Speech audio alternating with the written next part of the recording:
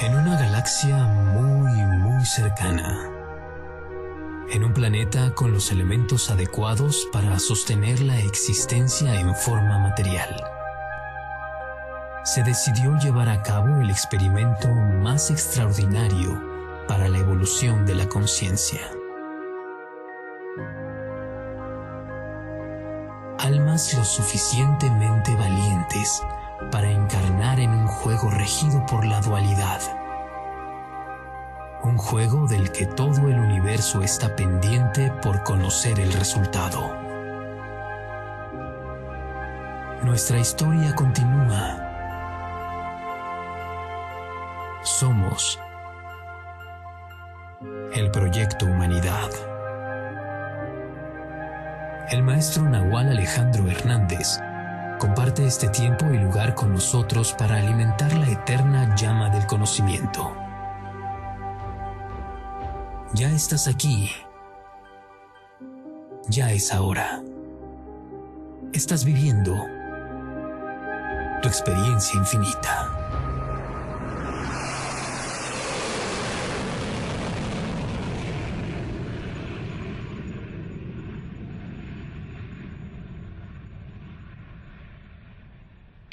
Siempre que es ya la hora, la computadora se tiene que actualizar o no nos podemos conectar. Me ha tocado probar 3, 4 programas en una sola sesión. En cuestión de sabotaje, es esto, ¿no? Sabotaje tecnológico. Pero me tocó una vez con una chica, es la única vez que lo he visto. Iba a platicar con una angelóloga y abrí la computadora, empecé los programas y vi cómo voló una orbe. Estaba yo así cerca de la cámara, entre mí y la cámara no había nada. Y voló así, una bolita de luz. Sí, Y, los orbes sí los conozco. y después cuando me metí a la página de esta chica, vi que tiene un video donde dice que hay orbes de luz en su casa. Bueno, eso sí, hay mucho que hablar de eso. Los depredadores. Los depredadores tienen muchos nombres. Depredadores psíquicos, larvas psíquicas, vampirismo psíquico. Es todo un rollo gigantesco. Pero sí existe. Y dentro del mundo de los orbes, todos los orbes lo que son realmente son naves de luz. Y ahí vienen criaturas adentro. Pueden ser buenas o malas, pero el universo es muy vasto, hay de todo. La mayoría de los orbes son seres que vienen con buenas intenciones. Se llegan a ver mucho con personas que tienen problemas de discapacidad mental. Y ahí están muy cercanos, porque una persona con discapacidad mental, como tiene bloqueado lo que viene siendo su centro de la razón, entra en otro modo que conecta más con poderes psíquicos más fuertes, pero no tienen acceso al mundo racional. Es como una contradicción. Por ejemplo, los perros pueden ver espíritus, pero no te pueden platicar de ellos. Siento que este universo es así como que te da la mitad de las cosas, ¿no? O sea, para que siempre vayas sobre la duda o la fe, ¿no crees? Bueno, eso sí se podría decir de esa manera, pero no te da como segmentos o fracciones o mitad o nada. Te da todo completo. La percepción del universo, nosotros la percibimos en su totalidad, pero el que bloquea la decodificación del universo es la razón. Hace como unos 30,000 años al ser humano lo hicieron racional, no era racional. Nosotros partíamos de la intuición, que vendría siendo conectada o relacionada con el cerebro, lado derecho. Pero en los tiempos de los lemurianos, que fue hace unos 30,000 años, se le cambió al ser humano para arruinarlo, se le hizo extremadamente racional. Entonces la razón tiene mucho que ver con el habla. Entonces el habla empieza a confundirte porque tienes que hablar letra tras letra tras letra y la persona que te está escuchando, perdón, tiene que entenderte, decodificar lo que estás diciendo. ¿Quiénes son los que intervinieron? Bueno, esta humanidad alcanzó su punto máximo hace unos 30,000 años. Estaba bajo el cuidado de dos razas diferentes. Unos eran los pleiadianos y otros eran los reptilianos. Los reptilianos salieron de la escena porque se rebelaron. No quisieron ser nuestros tutores, entonces nada más quedaron lo que viene siendo el grupo de las Pleiades. Las Pleiades está como a unos 500 años luz de nosotros y se puede ver a simple vista. De hecho, en el calendario azteca tenemos a dos dioses abajo, que son dos serpientes que se encuentran de perfil. Uno es el dios de la noche y otro es el dios del día, que viene siendo el mismo Tonatiuh, que está en el botón de medio. En el penacho de la diosa de la luna está plasmado la constelación de las Pleiades. De ahí es donde vienen los guías y maestros, que más que nada se les conoce como guardianes y vigilantes. Ellos no estuvieron de acuerdo en que el ser humano hubiera despuntado tan rápido en muy pocos milenios, y lo que hicieron fue borrar su memoria, le quitaron el 97% de la información en la sangre, entonces nos hicieron niños otra vez. Y aparte de hacernos niños, nos hicieron racionales. Nosotros no éramos seres racionales. Eso es de parte de la información que traen todos los contactados extraterrestres. Entonces tú podrías decir, bueno, están bien locos estos, ¿no? ¿Quién les va a creer? Por otro lado, te metes en el nahualismo con las enseñanzas de Carlos Castañeda o las enseñanzas de Don Juan, todo lo que viene siendo el toltequismo, y el nahual te dice que hace unos 25 o 30 mil años el fulgor de la conciencia o el huevo luminoso era de otro color y era muy esplendoroso, y el ser humano de esos entonces era prodigioso, hacía portentades psíquicas enormes, pero algo pasó y se acabó todo eso y volvimos a empezar. Y se empezó desde cero.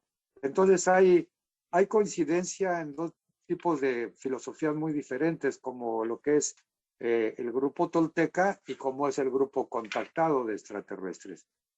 Entonces, lo que yo le traigo a la gente cuando hago mis reuniones, yo los guío a través de una mezcla de entre contactados extraterrestres, toltequismo, Vedas, Corán, Biblia, budismo. Entonces, todos esos traen un común denominador, que es el origen del hombre.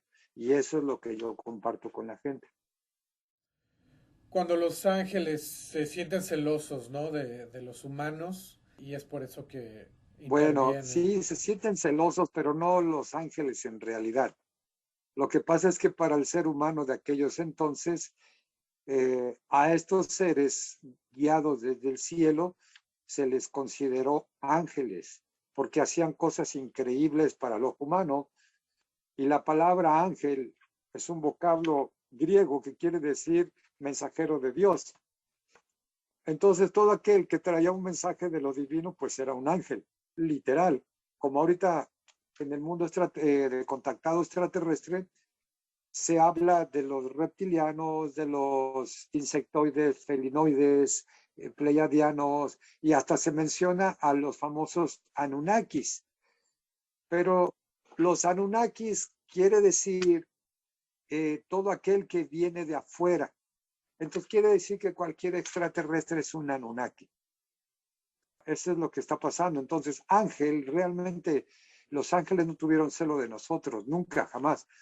Los que tuvieron celo fueron los guardianes y vigilantes, eso sí, y no todos, nada más fue un grupo disidente que se le conoce como el grupo de semiasas o los 200, y que vienen bien explicados nombre tras nombre en el libro de Enoch. Ahí se explica quiénes fueron los que hicieron la disidencia. ¿Qué te parece? No sé si caigan ellos en el mismo rubro, pero dicen que los ángeles no tienen libre albedrío. Mi pregunta es, bueno, si no tienen libre albedrío, ¿cómo es que se pudieron haber revelado?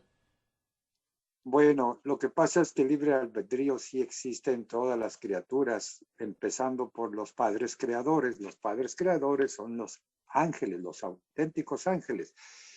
Pero dentro de la esfera de los ángeles, que tienen 3 esferas o 3 dimensiones, de a partir de la 9ª, la 10ª y la 11ª dimensión, todos esos ángeles son como militares de Dios. Entonces sí tiene libre albedrío, pero vamos a entrar aquí en lo que se llama qué porcentaje. Entonces, dentro de las ideas majestuosas que se le ocurrió a Lucifer en los inicios, miles y miles de años, si no es que hasta millones de años antes de que nosotros, los seres humanos, existiéramos, es la idea que se le ocurrió porque todas las civilizaciones del cosmos, nosotros todavía no existíamos, repito, y es importante recalcarlo, a Lucifer se le ocurrió porque se habían trabado en su evolución, todos pararon en la sexta dimensión, en un universo de 7 dimensiones, se quedaron atorados en la sexta. Entonces lo que Lucifer dijo, hubo 2 errores muy grandes. Primero, les dimos el conocimiento a manos llenas. Segundo, lo que hicimos con ellos fue restringirlos mucho. Sugiero que primero se les restrinja, hablando de restricciones, el conocimiento. El acceso al conocimiento debe de ser extremadamente difícil y fue aceptado por la representación de Dios en ese universo que se le conoce como el Hijo o Emmanuel. Nada que ver con Jesús. Después, la segunda idea dijo, aparte de quitarles el conocimiento o restringir su acceso, necesitamos darles a estas criaturas un poquito más de libre albedrío. Entonces, a lo que llegó Emmanuel dijo, esa es una excelente idea, pero yo no les voy a dar poquito libre albedrío, les voy a dar 100%. Es ahí donde se reveló. Dijo, ni a nosotros nos ha dado un 100%. ¿Por qué? La respuesta que dio dijo, porque sería muy peligroso. Ustedes ya saben para dónde va la cosa, ya saben el plan, y las criaturas del universo también lo conocen. Ese libre albedrío total y absoluto se los voy a conceder a criaturas de recién creación, que empiecen desde cero, que no sepan nada de este programa. Y así fue como se hizo, y Lucifer empezó su disidencia. Lucifer tenía muchas criaturas a las que dirigía en este universo físico, y una de ellas, la más famosa para nosotros en nuestro universo local, se le conoce como Satanás. Entonces Satanás se une a Lucifer. Satanás y Lucifer son entidades completamente diferentes. Satanás es una criatura de este universo, de esta galaxia y de la constelación de Orión. Él es uno de los Oriones, él es uno de los reptilianos. Entonces Satanás se pone con él, o sea, se une a él, y aquí es donde sucede que Lucifer decide hacer una simbiosis con Satanás y se integra con él. Entonces la balanza se puso muy a favor del demonio. Entonces de ahí nace el proyecto Jesucristo. Jesucristo entra en escena con 18 siglos de preparación desde Abraham hasta Joaquín y Ana. Nace Jesús después de una programación, por eso todas las madres de los profetas eran estériles, porque se estaba programando la sangre. Una vez que nace Jesús, su última preparación fueron los 40 días y 40 noches en el desierto, donde eleva su vibración todavía más, pero no suficiente. Entonces lo que hace Miguel Arcángel se baja en dimensión, en vibración, para poder integrarse a Jesús, y se hace la simbiosis Miguel con Jesús. Entonces la balanza se equilibra bien y mal. Los 2 hermanos hicieron simbiosis, Lucifer y Miguel. Esos son los 2 jefes de los ángeles y arcángeles, son las jerarquías mayores. Y bueno, ¿quiénes podemos considerar el creador o los creadores? Los creadores, se les llama a los padres creadores a los ángeles, pero no porque ellos sean el creador absoluto. El creador absoluto es aquel que nosotros llamamos Dios. Todo lo que conocemos de Dios y todo lo que todavía no se conoce viene inculcado por las jerarquías extraterrestres, que después de los guardianes y vigilantes llegan a nosotros como lo que se conoce como instructores y maestros. Ellos nos han traído el concepto de Dios. El creador está en un universo superior al de los ángeles. Se le llama el universo origen, de donde todo salió, o la palabra correcta es de donde todo emanó. Entonces el universo origen o universo espiritual, que es lo que se le conoce como la flama de la vela, emana el universo mental, que se le conoce como la luz de la vela, y ahí Dios Padre Creador, Dios Padre Madre, se emana a sí mismo y se representa a sí mismo como Emmanuel, la luz de la vela. Después se vuelve a emanar otro universo que fue creado por los ángeles, por eso a ellos se les conoce como los padres creadores, pero de este universo físico material, y el mismo Padre se vuelve a emanar a sí mismo en una tercera parte de él, y aquí en este universo se manifiesta a nosotros como el Espíritu Santo, al cual se le considera el calor de la vela. Entonces tenemos la flama de la vela, el universo origen espiritual del Padre Madre, se emana, nace el universo mental de 3 dimensiones, donde está toda la angeología o las 3 esferas de los ángeles. Ahí están representados ellos por Emmanuel, que es la luz de la vela. Y por último, los ángeles se emanan a sí mismos creando el universo físico material de 7 dimensiones, y ahí aparece representado este universo por el Espíritu Santo, que se le considera el calor de la flama. Entonces en este universo no se puede ver a Dios porque el calor no se ve, pero sí se le puede sentir. ¿Y esas 7 dimensiones es donde trabajan nuestros 7 cuerpos? Exactamente, porque para que tú puedas ser un ser pensante y consciente, necesitas 7 vehículos, porque vives en un universo de 7 dimensiones. Entonces tenemos 7 cuerpos, 7 chakras, y este mismo universo tiene lo que se le conoce como 7 leyes o principios que fueron traídos a nosotros, que ya, o sea, existen en el universo, pero fueron inculcados en la humanidad por un Atlante, conocido por Thoth, que después se le cambia el nombre y se le pone Hermes Trismegistro. Él fue el que nos trajo con las tablas esmeraldinas los 7 principios, o la ley del equivalión. Bueno, ahora, si todos venimos de esa fuente, se habla de la luz y todos tenemos la luz interna. Todo es la creación de Dios. Entonces, igual y estas entidades o desencarnados, todo debe de tener luz, solo a una diferente cantidad, ¿no? Bueno, todos somos gotas del mismo océano. Así que incluso a los que nosotros consideramos malos son seres de luz. Yo después, hay veces que escucho a la gente hablar y dice, hay seres de luz y seres de oscuridad. Todos los seres, absolutamente todos los seres, somos seres de luz, todos. Porque la luz sale de la flama, de la flama del origen. Aquí viene un asunto que la gente no capta y es muy sencillo. Es un concepto que siempre introduzco en mis clases, en mis talleres, es el concepto denso, sutil, o viceversa, sutil, denso.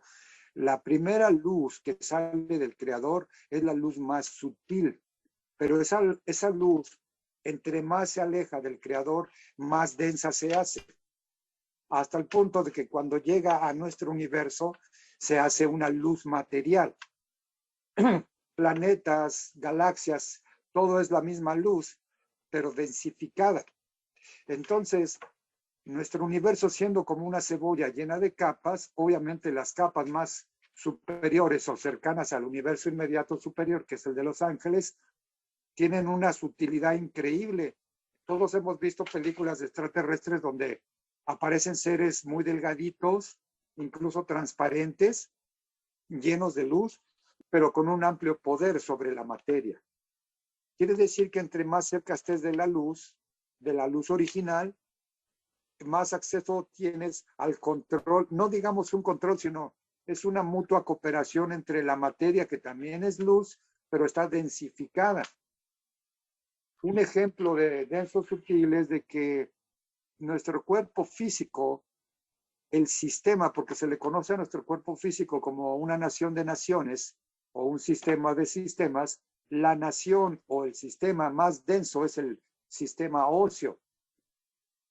Y el sistema óseo es muy duro y flexible a la vez, pero es controlado por la nación o el sistema más sutil del cuerpo físico, que se le conoce como cerebro. Entonces el cerebro, siendo tan sutil, tiene poder y control sobre tu materia. Pero eso estamos en el cuerpo biológico. De ahí nos brincamos a los cuerpos sutiles y el sexto vehículo se le conoce como el espíritu. El espíritu es extremadamente sutil, que de hecho escapa a lo material, pero tiene control sobre la materia porque es el que le da vida. Entonces, una vez que la gente entienda lo denso sutil, sabrá que los seres a los que llaman oscuros son también seres de luz, pero podría ser densificados por sus acciones, se alejan mucho del Creador. Entonces hay seres que vienen de otras dimensiones, que son muy sutiles las dimensiones, vienen al nuestro y causan, digamos, cosas muy aberrantes. Entonces tú dices, bueno, si son más cercanos al universo de los ángeles, se supone que son más sutiles, se supone que son más de luz porque hacen cosas malas. Nosotros los seres humanos estamos en un proyecto social. En ese proyecto social que vivimos en una realidad alternativa, se está experimentando hasta dónde puede llegar el ser humano en su espiritualidad. La espiritualidad se tiene que entender como la capacidad de servir a otros, así de sencillo. Entonces, se nos está empujando más allá de los límites de cualquier otra humanidad, introduciendo aquí un adversario, a un digno adversario que viene siendo Satanás, porque esta humanidad está respondiendo increíblemente bien. Entonces, el concepto bueno o malo fue introducido a nuestra humanidad porque en el universo no existe lo bueno o malo, pero con nosotros sí, porque somos hasta cierto punto principiantes. Estamos solamente en la tercera dimensión, nos faltan 4 hacia arriba. Sí, en este campo todo está en balance, ¿correcto? Hasta ahorita sí, lo que pasa es de que esta humanidad no está en el universo real. Nosotros somos una especie de programa entrando al plano real de acuerdo a nuestra evolución, no mental ni psíquica, sino evolución de comportamiento. El ser humano no ha despuntado bien por su comportamiento. Entonces, ese balance tan delicado del yin y el yang, de lo bueno y lo malo, lo oscuro y la luz, está siendo desbalanceado en momentos por las entidades del mal que están en nuestro mundo atrapadas en la 4ª dimensión, que viene siendo el Satanás y compañía. Ese es un adversario muy grande para nosotros, pero no está en físico, no está en cuerpo físico, está en cuerpo etéreo, cuerpo espiritual, pero desde ahí le lanza la guerra al ser humano. Y entrando al tema al que íbamos a tratar del proceso de la muerte, el ser humano va y viene en reencarnaciones independientemente de las creencias de la gente, porque hay mucho que aprender. Entonces se le da al ser humano la oportunidad de un ilimitado número de vidas para que aprenda lo que tiene que aprender. ¿Qué es lo que el ser humano tiene que aprender? En pocas palabras, el ser humano tiene que cristificarse, o sea, llegar al nivel de Jesús, al nivel de servicio de Jesús. Entonces, si cualquier persona con un mínimo de coherencia o un mínimo de entendimiento analiza esto que estoy diciendo, va a decir, para llegar a Jesús está como en chino, para la mayoría de nosotros. Pero ¿qué tal si se te dan un promedio de 2,000-3,000 vidas para lograrlo? Entonces quizás sí, porque ya hay muchos maestros en la tierra que entre más te acercas al Creador, más discreto y secreto te vuelves. Nadie se va a dar cuenta. Te van a ver como cualquier persona. La imagen que se nos presenta como el espíritu crístico o la esencia de Cristo, ¿qué tanto difiere a las enseñanzas de la Biblia? Bueno, lo que pasa es que tu pregunta está basada o tiene la raíz de lo que es el centro de la razón. Tú quieres razonar qué es lo que está pasando y quieres razonar hacia dónde seguir. Hay una parte en el ser humano que tiene una puerta que abre a todo ese tipo de conocimiento y que nosotros se nos dio la llave de esa puerta y se nos dio el acceso y se nos permitió entrar. esa puerta se llama glándula pineal. Entonces, las fuerzas del mal se han encargado desde esos 25, 30 mil años para acá, en que el ser humano tenga la puerta constantemente cerrada y que solamente se apoye como una muleta en su razón. Cuando el ser humano descubra que la razón es hasta cierto punto un estorbo, entonces va a entrar de lleno, va a abrir esa puerta y todo el conocimiento caerá como una cascada y entonces entenderá sin entender, porque si decimos entenderá, quiere decir entender que te estás basando en la razón. La razón no es el único punto de percepción, hay otros puntos de percepción. Está el ver, el sentir, la voluntad, muchas otras cosas. Entonces, por eso en todas las filosofías se les urge a los participantes de callar su diálogo interno, porque el diálogo interno va de la mano con la razón. Entonces es importante callar la mente para poder poco a poco, aparte de alimentación, poco a poco abrir la puerta, esa puerta poderosa que nos da acceso a lo que nosotros conocemos como el cuarto vehículo del ser humano. Primer vehículo es el cuerpo físico, segundo vehículo, cuerpo emocional, tercer vehículo, carácter y personalidad, cuarto vehículo, facultades psíquicas. No accedemos a las facultades psíquicas porque estamos muy concentrados en los cuerpos densos. La razón domina los cuerpos densos y los controla. Pero un pequeñito, si te das cuenta, un bebé recién nacido, ciertas semanas o hasta todavía ciertos meses de nacido, no te ve directamente a los ojos, te ve en la periferia porque él está viendo tu luz. Todavía no descubre, o sea, ve tu dedo y lo agarra, pero tú crees que está viendo tu dedo y lo está agarrando como dedo. Él lo que está viendo es luz, tu cuerpo de luz. Pero cuando nosotros llegamos y le enseñamos lo que es el mundo, empieza a razonar y empieza a cerrar esa puerta del cuarto vehículo y se queda solamente con la razón y nosotros le decimos es que está bien educado. Lo que está es bien adoctrinado, igual que nosotros. Entonces, la razón no es mala, pero es solamente una parte de la percepción. Falta más, mucho más. Sí, he notado que cualquier tipo de práctica que hagas, meditación, respiración, sustancias enteogénicas, cuando la razón se pone en medio es muy difícil cruzar ese umbral. Así es. Lo que pasa es que la razón siempre tiene el constante o el miedo constante a perder el control.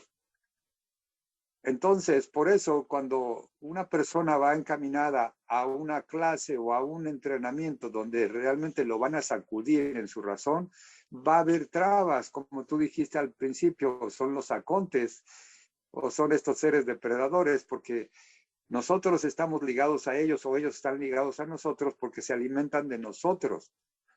La razón va a hacer que cualquier persona que a ti te diga algo que no te guste, tú te ofendas. Entonces, si tú te ofendes, emanas energía que alimenta a estos seres. Por eso el ser humano siempre está en constante lucha contra los mismos semejantes. Ahora, la energía es vasta en el universo, no se destruye, ¿correcto? Nada más se transforma. Entonces, ¿por qué es que se alimentan de nuestra energía? ¿Es por ignorancia de que ellos, del no saber que ellos pueden transmutar y su propia energía? Lo que pasa es que aquí te metes a lo de que es la demonología. En lo que es la demonología están primero lo que viene siendo el jefe de los demonios de nuestro mundo nada más, que viene siendo Satanás y compañía. De Satanás hacia nosotros hay un sinnúmero de seres y los superiores que vienen siendo Satanás y todos sus ejércitos son seres creadores, tienen ese poder. La energía es ilimitada en el universo, pero aquí viene el por qué aferrados a nuestra energía. Cuando nosotros, los seres humanos, ¿cómo te lo puedo explicar? Nosotros nos alimentamos de energía gratuita del universo, ilimitada, y entra por dos fuentes. entra por el sol o viene del sol, proviene del sol. Esa es la primera, se le llama la energía del Padre, pero también viene del núcleo del planeta y esa se le conoce como la energía de la Madre. La energía de la Madre es roja y candente. La energía del Padre es violeta y fría. Entonces una entra así, la energía fría, y la otra sube así, energía candente. El centro de balance de las energías se le conoce como el corazón. El corazón tiene un problema muy grave que se le llama importancia personal. Si tú le das mucha importancia personal a las cosas, a lo que te dicen, a lo que te hacen, la válvula que debería de estar así, se cierra así y entonces ya viene un bloqueo general. Cuando eso sucede, la energía gratuita que nosotros tenemos de una fuente ilimitada y que tú, por la manera en que estás razonando esto, creerías que, bueno, ellos, ¿por qué no la obtienen gratuitamente también y dejan de estar fregando? El asunto es que la energía que sale del ser humano de sentimientos y pensamientos negativos o de acción física negativa sale densa y atoluda. Esa es la que ellos buscan. Una energía densa y atoluda. ¿Por qué? Porque ellos quieren tener mando y control sobre este mundo oscuro y confuso. Y este mundo oscuro y confuso es denso. Entonces su pasaporte de ellos, visado para estar aquí, es la energía densa, que no la tienen porque no tienen cuerpo físico. Pero nosotros sí. Por eso empujan al ser humano a toda clase de actividades adversas, negativas, erráticas. Pégale a tu mujer, ponle el cuerno, viola, roba, insulta. Entonces todo tu comportamiento negativo emana esa energía densa que para ellos es suculenta y les da poder sobre este mundo. Cuando mueres o cruzas ese umbral, el túnel de luz te presenta la luz que está en el mundo espiritual y te permite pasar a través del plano astral, que es donde están estas entidades, para que tengas un camino y no te vayas a quedar. Exacto. Eso se le conoce como el pasaje al plano de las almas. Ahí entras al concepto, a los conceptos que se les llama, nosotros por ejemplo estamos en el mundo físico o el plano físico, ahí entras a lo que se le conoce como planos existenciales. El inmediato superior para nosotros viene siendo el plano astral, pero es todo un océano. Entonces tiene astral superior, astral medio, básicamente, y astral bajo. Entonces, como todo océano, las aguas del océano que están hasta abajo son aguas muy densas. Las aguas que están en la superficie muy sutiles. Entonces, los hogares o los planos existenciales donde están ciudades hermosas y de todo tipo de niveles socioculturales y socioeconómicos, porque sí se puede decir, hay en los planos existenciales de los hogares casas muy humildes porque no hicieron gran cosa en el mundo físico, no se portaron bien con la gente, no adquirieron suficiente capacidad económica para tener una casa. Me meto ahí un concepto muy complejo, pero tus acciones aquí de cómo te comportes con la gente te van a valer allá, para dónde vas a vivir. Pero para llegar a los hogares y salir del plano físico, esa transición del plano astral que está en medio, se le conoce con muchos nombres, depende de la cultura. Nosotros, por ejemplo, en México, en la parte central se le conoce como el Mictlán. En la parte de los mayas se le conoce esa franja como Xibalbay. Y así, el bardo para los tibetanos. Entonces, cada cultura tenía una manera de cruzar ese río. Por ejemplo, en la cultura de Jesús, mucha gente, muy poca gente sabe que a Jesús se le pusieron unas monedas en los ojos cuando murió. Esas monedas era para que él pagara al balsero y lo cruzara el río de la muerte. Es bien importante que ese río tú lo cruces y no te quedas a la mitad. ¿Qué se necesita para cruzar este río? Que tú tengas una vida de lo más impecable. Entre más impecable, das el salto increíblemente rápido. Pero es aquí donde entran las famosas frases culturales que dicen es que está como alma en pena porque tiene pendientes. Entonces, si tú crees que tú debes de cuidar a tus hijos, pero ya te moriste, pues no te vas a ir porque quieres cuidarlos. Hay gente tan enamorada incluso hasta de su trabajo que no se quieren ir porque los necesitan en su empleo. Entonces se arreglan, se bañan, hasta llegan a bolear sus zapatos para irse a trabajar, pero ya no tienen cuerpo físico, están habituados a esa rutina. Con el tiempo los van a rescatar y van a llegar a los hogares, pero ese plano intermedio tiene niveles.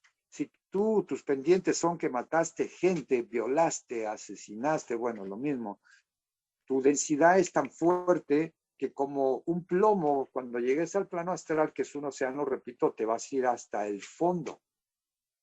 Depende qué gravedad tengas.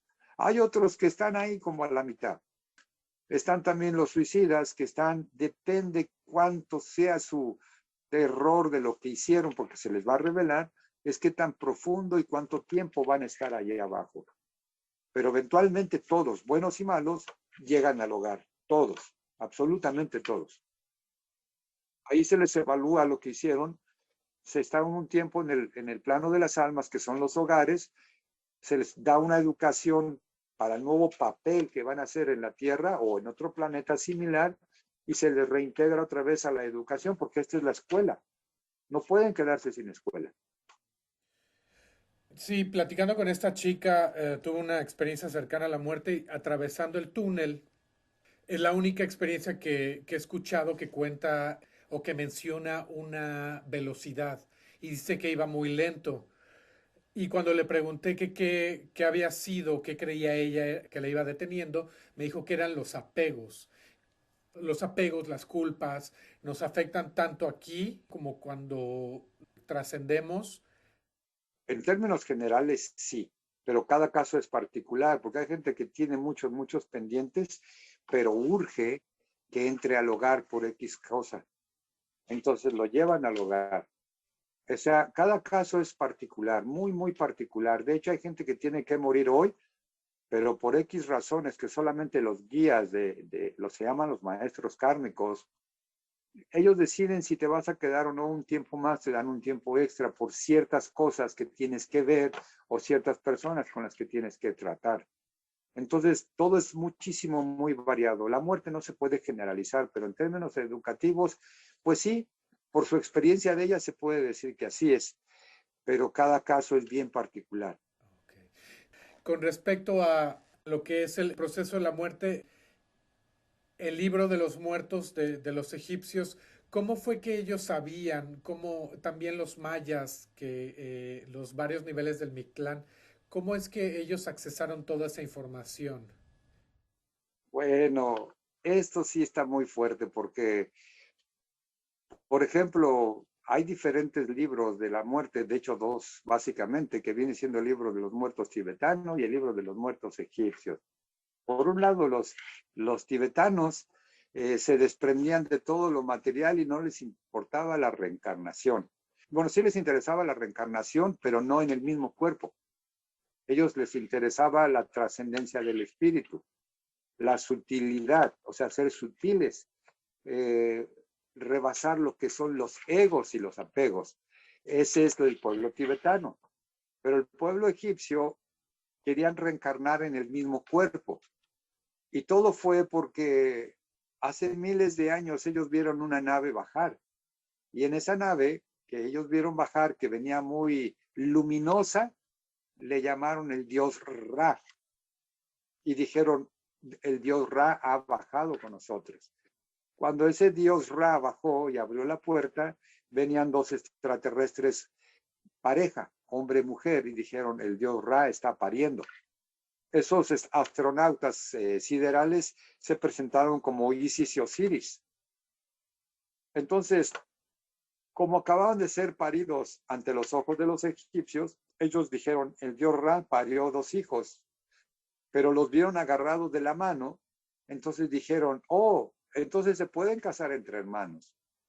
Cuando entraron a la nave, los que se les dejaron entrar, vieron unos sarcófagos ahí, pero en realidad eran cápsulas donde ellos en viajes muy largos se metían en la cápsula. Entonces los egipcios creyeron que venían muertos y que en esas cápsulas, o gracias a las cápsulas, ellos reencarnaron. Entonces todo fue como un muy grande malentendido. Y de ahí ellos imitaron lo que vieron. Se les empezaron a echar a perder los cuerpos porque los embalsamaban con todo y órganos, hasta que llegó el momento en que sacaron los órganos y los pusieron en vasijas. Y el cuerpo se momificó y lo hicieron tan bien que hasta la fecha, pues ahí está Tutankamón, que está bien conservado, Ramsés II. Entonces, pero es porque ellos como niños estaban imitando lo que estaban viendo. Eso fue en cuanto a los egipcios. Ahora, ¿por qué sabían tantas cosas tan increíbles? Porque los maestros federales siempre les han dado información, pero el problema, daban información, se iban los maestros y llegaban las fuerzas de Satanás y todo lo adulteraban para generar o crear lo que se llama idolatrismo. Entonces, antes de morir, cada maestro que recibió información, él no se la pasaba a sus discípulos al 100%, la fraccionaba, pero antes de morir la plasmaba en jeroglíficos porque no quería que se perdiera esa información. Pero la información está adulterada. Entonces, ya sea mayas, aztecas, incas, cualquier cultura antigua, todos recibieron la información de los maestros, pero cada quien la interpretó a su manera y fue adulterada también. Cuando alguien recibe una información, si es una información muy poderosa, lo que va a hacer Satanás te va a tentar para que entre en ti la codicia de atesorar esa información solo para ti. Pero tú tienes que enseñarla porque se te considera a ti como un gran maestro y dices, rascándote la cabeza, ¿cómo le voy a hacer? No quiero que sepan, porque en ti ya entró el mal. Entonces, lo que vas a hacer es a tu siguiente discípulo le enseñas un porcentaje de lo que a ti se te dio, para que nunca sea mayor que tú. El siguiente en recibirlo va a decir, no, lo que a mí se me dio es muy grande y se repite la historia. El tercer discípulo hace lo mismo, el cuarto. Cuando terminas en una línea muy, muy, muy larga, al final, todo ese conocimiento que empezó bien aquí, acá en el otro extremo ya se convirtió en culto y magia negra. Entonces es por eso todas los ritos iniciáticos y las hermandades y todo eso es. Así es, el conocimiento debe de ser dado a manos llenas de parte de los maestros a su pueblo, obviamente como en niveles. Entonces, como los verdaderos maestros que recibieron el conocimiento no era el pueblo en general, eran los sacerdotes.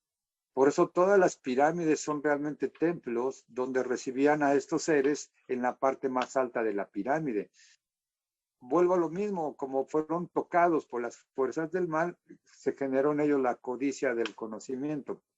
Por suerte y por fortuna, un grupo de maestros elevados y sutiles han mantenido toda esa información intacta y la han plasmado en un famoso libro que se conoce como el libro de las vestiduras blancas, o el libro de los 144, o el libro de aquellos que ya lavaron sus vestiduras. Tiene muchos nombres ese libro. Y hay varias copias en todo el planeta. ¿Y quién lo resguarda?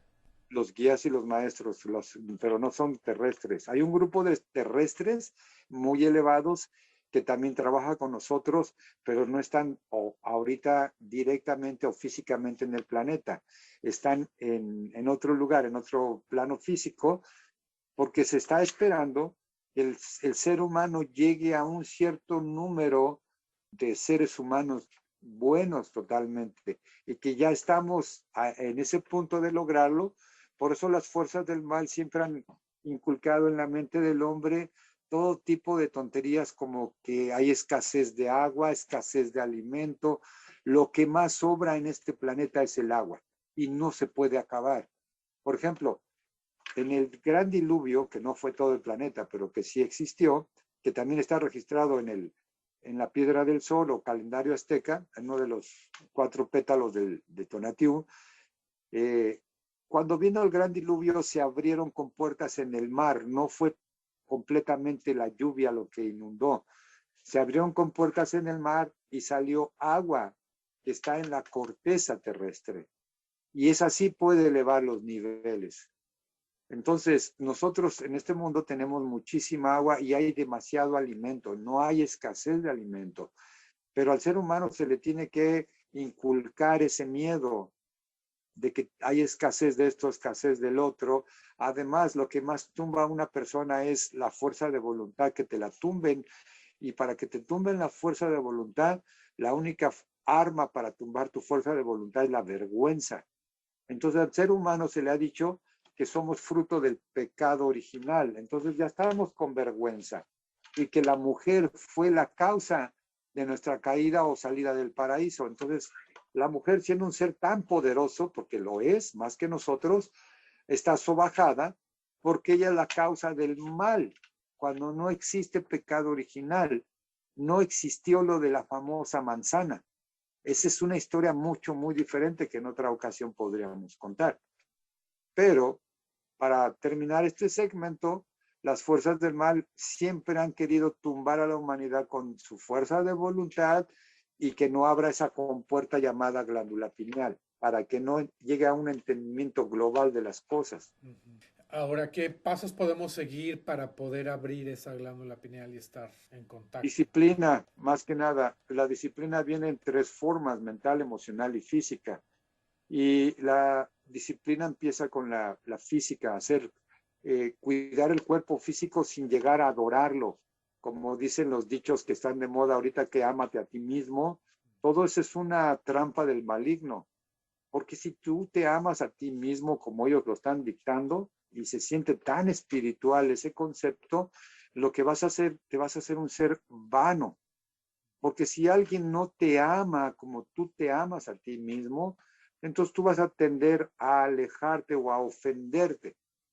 Entonces la idea es quitar todo ese concepto de amarse a sí mismo, y más que amarte a ti mismo, amar al prójimo. O sea, que veas que toda la humanidad es una sola comunidad. Por eso existen países, banderas, culturas, porque dijo el dicho napoleónico, y dijo bien: divide y vencerás. Pero todos somos uno solo. Entonces el ser humano se tiene que despersonificar de sí mismo sin descuidarse. Tiene que cuidar con responsabilidad su cuerpo físico y con disciplina, pero no con un amor egocéntrico. Entonces, una vez que discipline su cuerpo físico, disciplina su corazón y por último disciplina su mente. El problema es que la trampa del enemigo o del maligno viene muy sutilmente con un pensamiento y por gravedad cae al corazón y el pensamiento se torna en una emoción o sentimiento negativo y después viene una acción física. Por ejemplo, alguien tiene la idea de que su pareja le está poniendo el cuerno, digamos, le está haciendo infiel. De aquí pasa al corazón como plomo. Entonces nace esa furia y ese odio, tristeza, lo que te vaya a acontecer. Pero si viene al punto de la violencia, eres capaz de matar. A muchos que han matado a su pareja, que ni siquiera eran pareja, todavía eran novios, y que han apuñalado a su pareja o los han balaceado. ¿Por qué lo hiciste? La verdad no sé, pero pues es que me estaba engañando. ¿Y quién te dio derecho a sentirte el dueño de esta señora o de este señor? ¿Sí me explico? Todo eso es de la mano del maligno, porque el ser humano no es disciplinado, tiene que disciplinarse. Entre más disciplina tienes más control sobre tus acciones físicas que podrían dañar a alguien, o tus acciones verbales. Por ejemplo, eso que mencionas del pensamiento, esas influencias externas, ¿cómo es que podemos saber qué es nuestro y qué no? La técnica más sencilla y a la vez muy difícil es practicar lo que se llama el silencio interno. Una vez que tú callas a la mente, que aprendes a callarla, es como si tu mente fuese un cuarto, tu cuarto personal.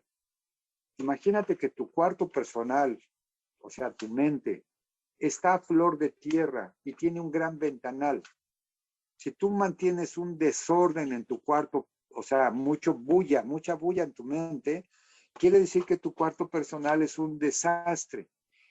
Por ese gran ventanal puede pasar un enemigo Pero como tú tienes un desastre, jamás te vas a dar cuenta que él ya está dentro de tu casa. Eso se llama una indisciplina mental, física y emocional. O sea, eres un desastre en total. Pero si practicas el silencio interno, la disciplina física, el ayuno, todo eso, y que no platiques contigo, algún día vas a llegar a limpiar también tu cuarto, que no importa qué tan pequeño sea el intruso, lo vas a detectar. Pero la mayoría de la gente tiene un desastre en su mente, y aparte de que tiene un desastre en su mente, todo el día está con música y ve televisión y se bombardea con noticias.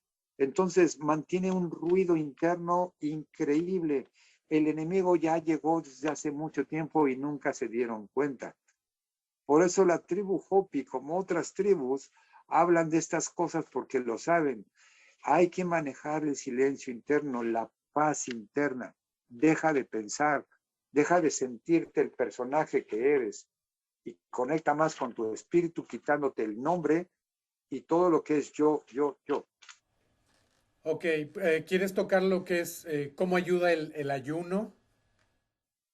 Lo que el ayuno hace básicamente son 3 efectos.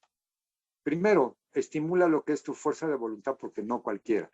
Y la fuerza de voluntad lo es todo, absolutamente todo. La fuerza de voluntad viene siendo lo que se conoce como en la época medieval como la gran muralla de la ciudad, la que protege a la ciudad. Y la ciudad es el corazón emocional. Cae la muralla y cae la ciudad. Cae tu fuerza de voluntad, cae tu corazón y te hacen pedazos. Entonces el ayuno viene a fortalecer tu fuerza de voluntad, primero. Segundo, le da un descanso a tu sistema metabólico. Es porque siempre estamos, con perdón tuyo, tragando, pero nunca nos limpiamos. Una vez que tú paras de comer por mucho tiempo, por lo menos 48 horas, hay 2 fenómenos que pasan muy interesantes. El cuerpo empieza a segregar células madres. Después de que segrega células madres que van a reconstruir todo, entra en un proceso que se conoce como autofagia. Empieza a comerse a sí mismo, empezando por todo el tejido adiposo. O sea, te va depurando, te hace bien y reparando todo lo que está mal. Pero como no paramos de comer, no le das tiempo a tu cuerpo de reconstruirse. Eso se llama la autofagia. Y además la segregación de las hormonas de crecimiento también, las células madre. Yo lo he estado haciendo y va sobre tu fuerza de voluntad, tu cerebro se acelera, te empieza a aventar ideas, te vas a morir, necesitas comer, ya, cómo vas a sobrevivir. Y después de más o menos el tercer día, ya entras como en un silencio muy profundo y te da mucha claridad. Pues claro, o sea, son efectos y fenómenos que solamente el que los experimenta los entiende. Porque si los platicas a gente que no lo hace, para empezar te van a decir que estás bien loco, que te vas a hacer daño. Ajá. Porque se nos ha inculcado comer y comer y comer y comer. Así que el ayuno sí es muy importante para la fuerza de voluntad y el ejercicio físico también. Muchas gracias, Alejandro, por acompañarnos. Si desean enterarse de los próximos talleres que imparte Alejandro, pueden visitar su página de Facebook Dimensión 316 o la página de Facebook de Experiencia Infinita Podcast. Muchas gracias.